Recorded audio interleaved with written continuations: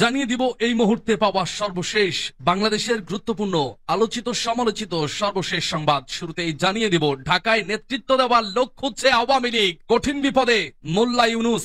মোল্লা ইউনুসের শেষ রক্ষা হবে না যদি আওয়ামী লীগ এবার ঢাকায় নেতৃত্ব দেওয়ার লোক খুঁজে পায় এবং আওয়ামী লীগ কেন্দ্রীয় শহরে ঢাকার বাংলাদেশের বুকে যদি উঠে দাঁড়াতে পারে তাহলে পুরো বাংলাদেশ আবার দখলে নিতে তাদের সময়ের ব্যাপার মাত্র। আওয়ামী লীগ জেগে উঠেছে, খুব শীঘ্রই ফের আওয়ামী লীগ আবার বাংলাদেশকে দখল করে নেবে এই হুঁশিয়ারি দিচ্ছে বারবার আওয়ামী লীগের প্রধানমন্ত্রী অর্থাৎ আওয়ামী লীগের প্রধান সভাপতি প্রাক্তন প্রধানমন্ত্রী শেখ হাসিনা। দর্শক, আওয়ামী লীগ কি আসলেই বাংলাদেশে ফের জায়গা করে নিতে পারবে? এই বিষয়গুলোতে আপনার মতামত কি তা কমেন্ট বক্সে লিখে জানান। এরপর জানিয়ে দিব ইলিয়াস কাঞ্চনের পিঠের চামড়া থাকবে না, হুঁশিয়ারি দিল অধিকার পার্টির চেয়ারম্যান তরিকুল ইসলাম ভুইয়া। এরপর জানিয়ে দিব আওয়ামী লীগ নেতাদের জামাই আদরে আদালতে হাজির করা হচ্ছে সংবাদ সম্মেলনে রিজভী। আরো জানিয়ে দেব তারেক রহমানকে দেশে না আনার চক্রান্ত চলছে বলছে ফারুক। এবং জানিয়ে দিব নির্বাচিত সরকার না আসা পর্যন্ত আমাদের লড়াই চলবে বলছে রমিন ফারহানা। সর্বশেষ জানিয়ে দিব হাসিনার নির্দেশেই তার দোসররা মানবেন্দ্র ঘোষের বাড়ি পুড়িয়েছে বলছে রিজভী। শুনছিলেন সংবাদ শিরোনাম, এখন বিস্তারিত। তবে তার আগে অনুরোধ থাকবে ভিডিওটিতে একটি লাইক এবং কমেন্টস করে জানিয়ে দিন আজকের এই ভিডিও সম্পর্কে আপনার মূল্যবান মতামত। আর অবশ্যই এই ভিডিওটি আপনার ফেসবুক সোশ্যাল মিডিয়ায় শেয়ার দিয়ে ছড়িয়ে দিন আর জানিয়ে দিন আপনি কোন জেলা থেকে বা কোথা থেকে আমাদের সংবাদটি শুনছেন এবং দেখছেন। ঢাকায় নেতৃত্ব দেওয়ার লোক খুঁজছে আওয়ামী লীগ। দীর্ঘ 15 বছরের শাসন থেকে ক্ষমতাচ্যুত হয়ে শেখ হাসিনা এখন ভারতে। বিদেশে আশ্রয় নিয়েছেন আওয়ামী লীগের অনেক নেতাকর্মীরাও। আর দেশের ভেতরে বিপর্যস্ত সংকট অবস্থায় তৃণমূলের নেতাকর্মীরা। এমন অবস্থায় রাজনৈতিক অঙ্গনে দলটিকে নিষ্ক্রিয় বলা যায়। তবে বিরূপ পরিস্থিতির মধ্যেও ঘুরে দাঁড়াতে চাচ্ছে দলটি, তাই ঢাকায় নেতৃত্ব দেওয়ার জন্য লোক খুঁজছে তারা। আপাতত দেশের ভেতরে রাজনীতিতে সক্রিয় অবস্থানকে অগ্রাধিকার দিচ্ছেন বলে জানাচ্ছেন দলের নেতারা। সম্প্রতি বিপর্যস্ত দলটি আকস্মিক ঝটিকা মিছিল ও সামাজিক যোগাযোগ মাধ্যমে ভর করে এগোতে চাচ্ছে। এর বাইরে বড় কোনো কর্মসূচি নিয়ে রাজনীতির মাঠে টিকে থাকার মতো তাদের সাংগঠনিক অবস্থা এখনো হয়নি। অন্যদিকে জুলাই গণ অভ্যুত্থানে হত্যাকাণ্ডের অভিযোগ ও ফ্যাসিবাদের তকমা এড়িয়ে দেশের রাজনীতিতে আওয়ামী লীগের শিগগিরই ফিরবে কিনা এই প্রশ্ন রয়েছে সর্বত্র। বাংলাদেশের স্বাধীনতা ও মুক্তিযুদ্ধের নেতৃত্ব দেওয়া আওয়ামী লীগ প্রায় ৭৬ বছর বয়সে আগের যে কোনো সময়ের তুলনায় এবার বেশি সংকটে পড়েছে। সংকটে থাকা তৃণমূলের অনেকেই বলেছেন সে সময় প্রথমে তাদের কাছে জীবন বাঁচানোই প্রধান বিষয় হয়ে দাঁড়িয়েছে। তাদের অনেকেই দেশের ভেতরেই পালিয়ে বেড়াচ্ছেন, অনেকেই গ্রেপ্তার হয়েছেন। সরকারের পতনের ৮ মাস পার হলেও দেশে থাকা তাদের কোনো নেতাই হাল ধরতে বা ঘুরে দাঁড়াতে পারেননি। আর ভারত ও পশ্চিমের বিভিন্ন দেশে অবস্থান করছেন আওয়ামী লীগের এমন কয়েকজন নেতা বলেছেন তাদের শীর্ষ নেতা শেখ হাসিনা সহ তারা এখন মনে করছেন দেশের ভেতরে দলের মুখপাত্র বা নেতা প্রয়োজন, যিনি আত্মগোপনে না থেকে প্রকাশ্যে এসে বিপর্যস্ত নেতা কর্মীদের সংগঠিত করবেন। তাদের এমন চিন্তার মধ্যে রয়েছে সাবেক রাষ্ট্রপতি আব্দুল হামিদ ও সাবেক মন্ত্রী সাবের হোসেন চৌধুরীর নাম। কিন্তু গ্রেপ্তার, মামলার ভয় ও প্রতিকূল পরিস্থিতিতে এখনো কেউ সাহস করে এগিয়ে আসেননি। সেভাবে বিতর্কিত নন দলটির এমন অন্য কোনো নেতা এগিয়ে আসবেন সে ধরনের কোনো ইঙ্গিতও মিলছে না। তবে যুক্তরাষ্ট্র সহ ইউরোপে রয়েছেন এমন একাধিক নেতার বক্তব্য হচ্ছে তাদের দল ঢাকায় মুখপাত্র বা কোনো পদ দিয়ে আনুষ্ঠানিকভাবে কোনো নেতার নাম ঘোষণা করতে চাইছে না। কারণ কারো নাম আনুষ্ঠানিকভাবে ঘোষণা করাই হলেই তাকে মামলা গ্রেপ্তারের মুখে পড়তে হতে পারে, এটাও বিবেচনায় নিতে হচ্ছে। ইলিয়াস কাঞ্চনের পিঠের চামড়া থাকবে না। চলচ্চিত্র সমিতিতে জায়গা না পেয়ে ইলিয়াস কাঞ্চন রাজনীতিতে আসছেন বলে মন্তব্য করেছেন জনতার অধিকার পার্টির পিআরপি চেয়ারম্যান তরিকুল ইসলাম ভুইয়া।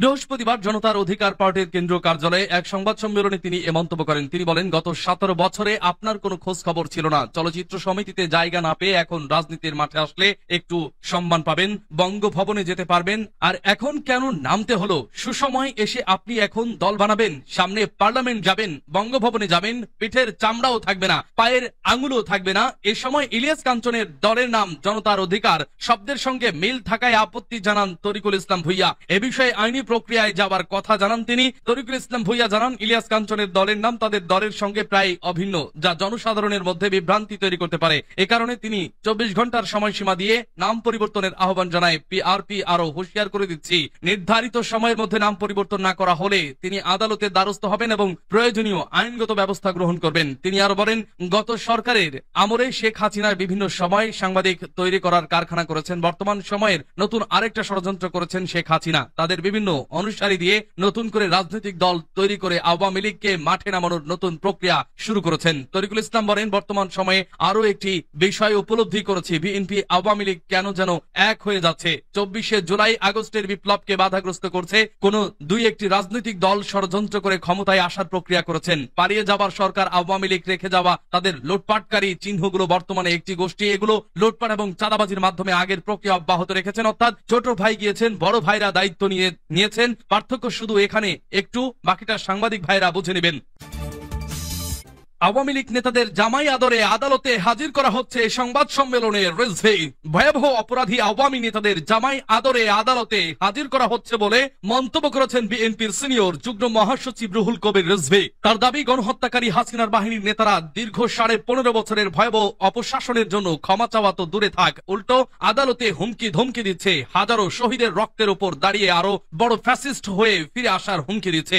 বৃহস্পতিবার নয়াপল্টনে বিএনপির কেন্দ্রীয় কার্যালয়ে এক সংবাদ সম্মেলনে এ মন্তব্য করেন তিনি। রিজভী বলেন, দীর্ঘ রক্তঝরা আন্দোলনের অব্যাহত পর থেকে সংগঠিত অন্তর্বর্তীকালীন সরকারের কাছে দেশের গণতান্ত্রিক শক্তির প্রত্যাশার প্রতিফলন খুব একটা দেখা যাচ্ছে না। হয়তো কিছু কিছু ক্ষেত্রে অগ্রগতি থাকলেও গণতন্ত্রকে মজবুত কাঠামো তৈরির প্রস্তুতির অভাব পরিলক্ষিত হচ্ছে। পতিত স্বৈরাচারের খুনের আসামিরা প্রকাশ্যে আদালতে স্বাধীনতার ঘোষক শহীদ জিয়া খালেদা জিয়ার বিচার চেয়ে বক্তব্য দেন। জুলাই আগস্টের শাহজাহান খান ও তার অনুসারীরা আদালতে এসে সরকারকে দেখে নেওয়ার হুমকি দিচ্ছে। উল্লেখ করে রিজভী বলেন, আদালতকে ভেঙচি কাটছে, পুলিশকে থোড়াই কেয়ার করেছে। হাসিনার দোসররা আসামি হয়েও আদালতে যে অদত্তপূর্ণ আচরণ করছে তা মূলত অন্তর্বর্তী সরকারকে অকার্যকর প্রমাণের এক গভীর চক্রান্ত। স্বরাষ্ট্র মন্ত্রণালয় ও পুলিশ প্রশাসন নীরবতায় তারা এমন আচরণ করছে বলে মনে করেন বিএনপির এই নেতা। তিনি বলেন, পুলিশ প্রশাসন ও স্বরাষ্ট্র মন্ত্রণালয়ের হাসিনার অলিগার্করা সর্ষের ভিতর ভূত হয়ে থাকায় এমন পরিস্থিতির সৃষ্টি হয়েছে। এছাড়াও পাড়া মহল্লা, পথে ঘাটে চুরি, ডাকাতি, ছিনতাইয়ের কোনো কমতি নেই। মন্তব্য করে রিজভী বলেন, শেখ হাসিনার একটি ভরসা হচ্ছে পাচার করা টাকা। সেই টাকার জোরে দেশে নানা ঘটনা ঘটিয়ে ঘোলা পানিতে মাছ শিকার করতে চাচ্ছে। একটি প্রবাদ আছে, টাকায় কথা কয়। শেখ হাসিনা এই প্রবাদটি কাজে লাগাতে চাচ্ছেন। প্রশাসনের কতিপয় ব্যক্তির সহযোগিতায় আওয়ামী লীগ রাজধানী ঢাকা সহ দেশের বিভিন্ন স্থানে ঝটিকা মিছিল করার দুঃসাহস দেখাচ্ছে বলে দাবি রিজভীর। তিনি আরো বলেন, আঘাত করছে বিএনপি অঙ্গ সংগঠনের নেতাকর্মীদের ঘর বাড়িতে। ভাস্কর মানবেন্দ্র ঘোষের মানিকগঞ্জের বাড়ির আগুন দিয়ে ভস্মীভূত করা হয়েছে। কোন কোন পক্ষে আছেন যারা ঘোলা পানিতে মাছ শিকার করতে চান। তাদের নেপথ্য ইন্ধন না থাকলে ফ্যাসিস্ট অনুচররা দেশে বিশৃঙ্খলা সৃষ্টির দুঃসাহস দেখায় না। তারেক রহমানকে দেশে না আনার চক্রান্ত চলছে বলছে ফারুক। বিএনপির ভারপ্রাপ্ত চেয়ারম্যান তারেক রহমানকে দেশে না আনার চক্রান্ত চলছে বলে অভিযোগ করেছেন দলের চেয়ারপারসনের উপদেষ্টা জয়নুল আবেদিন ফারুক। এই চক্রান্ত রুখতে স্থিতিশীল নির্বাচনেরও তাগাদা দিয়েছেন তিনি। বৃহস্পতিবার স্থিতিশীল দেশ বিনির্মাণে চায় দ্রুত জাতীয় নির্বাচন শীর্ষক আলোচনা সভায় এ তাগিদ দেন তিনি।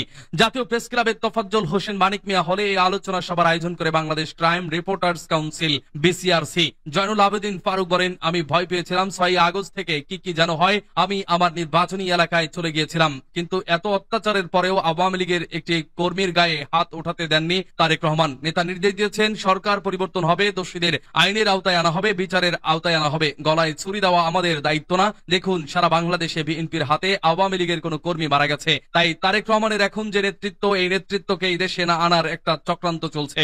এই চক্রান্তকে রুখে দিতে একটা স্থিতিশীল নির্বাচন দরকার, জনপ্রতিনিধিদের সরকার দরকার। অন্তর্বর্তী সরকারের প্রধান উপদেষ্টার উদ্দেশ্যে তিনি বলেন, এখন জনগণের দাবি, জনগণের প্রত্যাশা। ডিসেম্বরের আগে একটা নির্বাচনের রোডম্যাপ দিয়ে দেন। নির্বাচনের প্রস্তুতি নেওয়ার জন্য নির্বাচন কমিশনকে বলে দেন, আমরা আপনার অধীনে একটা সুষ্ঠু নির্বাচনের আশাবাদী। নির্বাচিত সরকার না আসা পর্যন্ত আমাদের লড়াই চলবে বলছে রোমিন ফারহানা। বিএনপির কেন্দ্রীয় সহ আন্তর্জাতিক সম্পাদক ব্যারিস্টার রোমিন ফারহানা বলেছেন, বিএনপি 17 বছর ধরে অংশগ্রহণমূলক নিরপেক্ষ ও সুষ্ঠু নির্বাচনের জন্য লড়াই করে আসছে। এখনো সেই লড়াই চলছে, কেননা বর্তমানে কোন নির্বাচিত সরকার নেই, আছে অনির্বাচিত অন্তর্বর্তী সরকার। নির্বাচিত সরকার না আসা পর্যন্ত আমাদের এ লড়াই চলবে। বুধবার দুপুরে রংপুর শিল্পকলা একাডেমিতে অনুষ্ঠিত বিএনপির 31 দফা বিষয়ক কর্মশালায় তিনি এসব কথা বলেন। রোমিন ফারহানা বলেন, বিএনপি কখনো কারচুপির নির্বাচন করে নাই, সমর্থনও করে নাই, ভবিষ্যতেও কারচুপির নির্বাচন সমর্থন করবে না, বরং মানুষের সামর্থ্য নিয়ে সরকার গঠন করে দেশ পরিচালনা করবে। কেননা দেশে ন্যূনতম সুষ্ঠু ভোট হলে বিএনপি মেজরিটি নিয়ে সরকার গঠন করবে, দেশ পরিচালনা করবে। তিনি আরো বলেন, এদেশে বিরোধী মতকে সব সময় দমন করেছে আওয়ামী লীগ, কথা বলতে দেয়নি, নিজের গ্রামে বাড়িতে থাকতে দেয়নি, হামলা মামলা দিয়ে জীবন অতিষ্ঠ করে তুলেছে। ফ্যাসিস্ট আওয়ামী লীগ এমন অবস্থা করেছিল যার কারণে তারেক রহমান দেশে আসতে পারেন নাই। শুধু তাই নয়, ৭৬ বছর বয়সে খালেদা জিয়াকে কারাগারে পাঠিয়েছিল। ১৭ বছরের আন্দোলন সংগ্রামের কারণে আওয়ামী লীগের পতন হয়েছে। বাংলাদেশ নামের সঙ্গে শহীদ প্রেসিডেন্ট জিয়াউর রহমান, আপসহীন নেত্রী খালেদা জিয়া ও বিএনপির ভারপ্রাপ্ত চেয়ারম্যান তারেক রহমানের নাম ওতপ্রোতভাবে জড়িত। এজন্য জিয়া পরিবার দেশের জন্য নিজেদের জীবন উৎসর্গ করেছে। তাই জিয়া পরিবার ভালো থাকলে দেশ ও দেশের মানুষ ভালো থাকে। নেতাকর্মীদের উদ্দেশ্যে বিএনপির এই নেত্রী বলেন, ঐক্যবদ্ধ থেকে আন্দোলনের মাধ্যমে যেভাবে ফ্যাসিস্ট আওয়ামী লীগের পতন ঘটানো হয়েছে, একইভাবে ঐক্যবদ্ধ থেকে নির্বাচিত সরকার পর্যন্ত আন্দোলন চলমান রাখতে হবে। হাসিনার নির্দেশেই তার দোসররা মানবেন্দ্র ঘোষের বাড়ি পুড়িয়েছে বলছে রিজভী। বিএনপির সিনিয়র যুগ্ম মহাসচিব অ্যাডভোকেট রুহুল কবির রিজভী বলেছেন, মানবেন্দ্র ঘোষকে কিনতে পারেনি ফ্যাসিস্টরা। মানবেন্দ্র তার সব প্রতিভা দিয়ে পহেলা বৈশাখের আনন্দ শোভাযাত্রার একটি মোটিভ তৈরি করেন। আন্দোলনের সময় মুগ্ধ পানি দিচ্ছে, তার সেই পানির বোতল তৈরি করেছে শিল্পীরা। আর এই কারণে ফ্যাসিস্টরা টার্গেট করেছে মানবেন্দ্র ঘোষকে এবং শেখ হাসিনার নির্দেশেই তার দোসররা মানবেন্দ্র বাড়িতে আগুনের ঘটনা ঘটিয়েছে। বুধবার দুপুরের দিকে মানিকগঞ্জের সদর উপজেলার চান্দাহুর এলাকায় চারুশিল্পী মানবেন্দ্র ঘোষের আগুনে পুড়ে যাওয়া পৈতৃক বসতবাড়ি পরিদর্শন শেষে তিনি কথা বলেন। তিনি বলেন, একজন শিল্পীর সম্পদ হলো তার সারা জীবনের শ্রম দিয়ে তৈরি করা কারুকার্য, আর সেই সব তারা ধ্বংস করে দিয়েছে। ওরা হলো লুটেরা, ওরা দেশের টাকা বিদেশে পাচার করে। ওদের কাছে শিল্প সংস্কৃতির কি মূল্য? ওদের একটাই লক্ষ্য, কিভাবে নিজেদের ক্ষমতা টিকিয়ে রাখবে।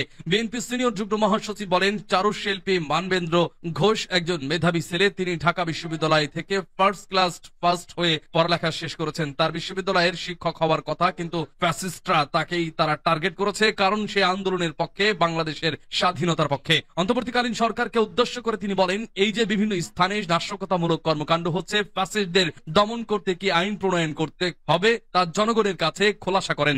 যেহেতু প্রশাসন আপনাদের হাতে এবং সরকার যদি এগুলো দমন করতে না পারে, তবে জনগণ কিন্তু রুখে দাঁড়াবে। সরকারের দায়িত্ব প্রত্যেকটি মানুষের জানমালের নিরাপত্তার বিধান করা। আমি সরকারের কাছে জোর আহ্বান করছি, যারা চারুশিল্পী মানবেন্দ্র ঘোষের বাড়িতে আগুন দিয়েছে তাদের খুঁজে বের করে দৃষ্টান্তমূলক শাস্তি দিবেন।